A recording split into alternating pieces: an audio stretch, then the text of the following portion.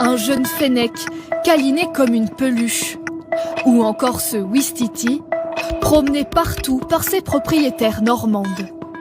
La dernière mode, les servales, des fauves aux allures de chats sauvages. En France, posséder ces animaux sans autorisation est interdit. Elles sont très difficilement accordées par la préfecture. Pourtant, ces félins sont saisis chez des particuliers chaque année.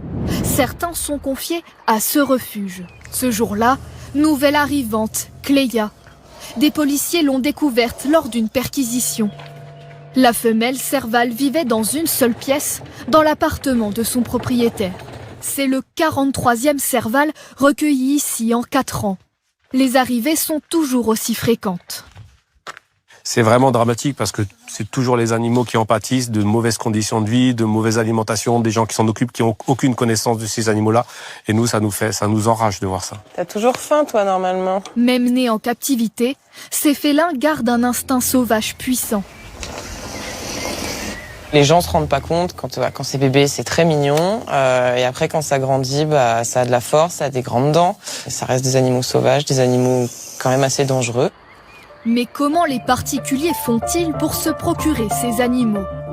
Sur Internet, certains sites abritent des annonces venues de toute l'Europe.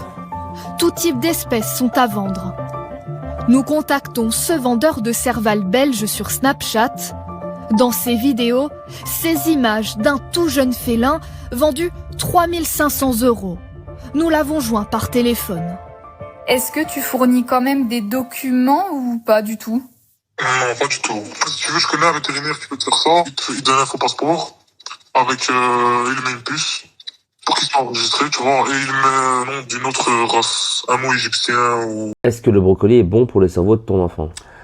Ouais, 9 sur 10, ça aide à la concentration. Les œufs ? 8 sur 10 aide à la mémoire. Le saumon ? 10 sur 10, ça nourrit le cerveau. Un Snickers ? 2 sur 10, ça fatigue l'attention. Le chocolat noir ? 7 sur 10, ça stimule un petit peu le cerveau. Les céréales sucrées ?